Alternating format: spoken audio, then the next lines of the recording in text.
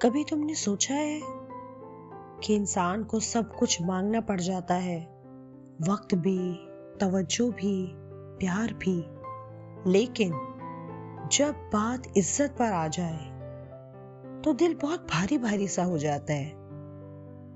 क्योंकि इज्जत वो चीज होती है जो नेचुरली मिलनी चाहिए, मांगनी नहीं चाहिए।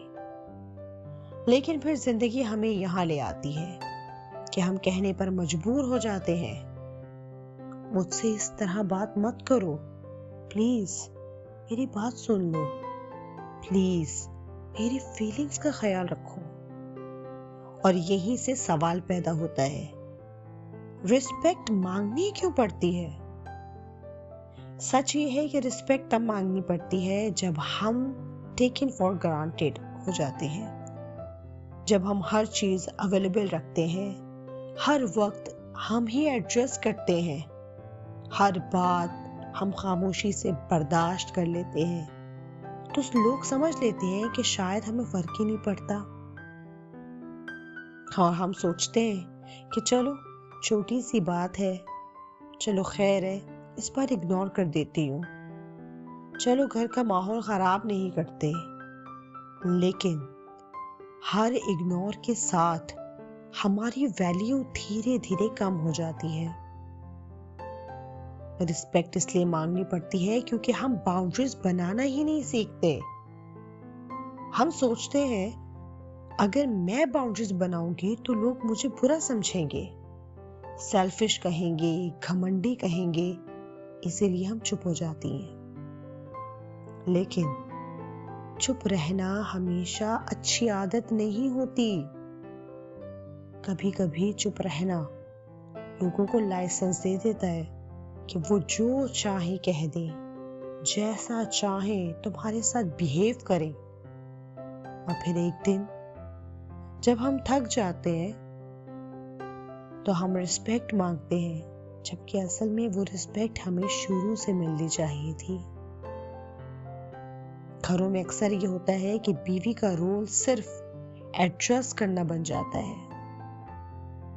अगर वो बोले तो लड़ाकू, और अगर वो चुप रहे तो समझदार। लेकिन कोई ये नहीं पूछता कि इस समझदारी की कीमत क्या है। नींद, सुकून, खुद की इज्जत। हम सोचते हैं कि अगर कोई हमसे प्यार करता है तो वो ऑटोमेटिकली रिस्पेक्ट भी करेगा, लेकिन ये जरूरी नहीं है।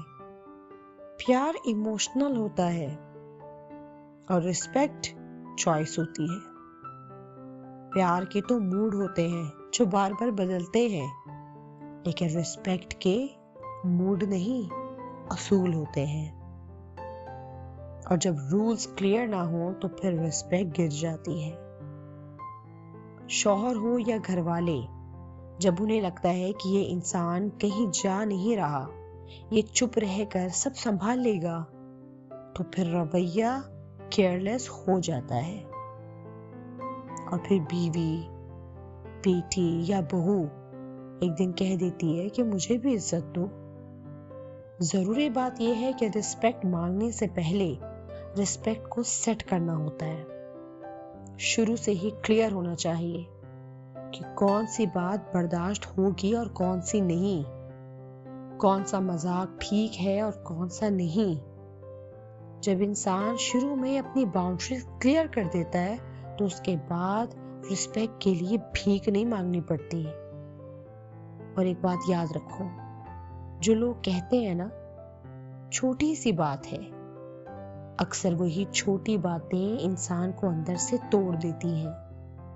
अगर तुम भी बार बार रिस्पेक्ट मांग रही हो तो शायद मसला तुम में नहीं, सिस्टम में है, या रवैयों में है, या उन लोगों में जो तुम्हारी खामोशी को तुम्हारी रजा समझ बैठे हैं।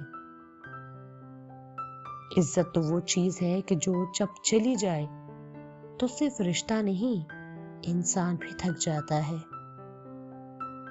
इसलिए अगर आज भी तुम किसी को ये कह रही हो कि प्लीज मेरी इज्जत करो, तो खुद से भी पूछो, क्या मैंने खुद की इज्जत को भी कभी प्रोटेक्ट किया? अगर तुमने भी कभी या आज भी रिस्पेक्ट मांगनी पड़ रही है तो कमेंट जरूर करो। आपकी खामोश कहानी शायद किसी और को बोलने की हिम्मत दे।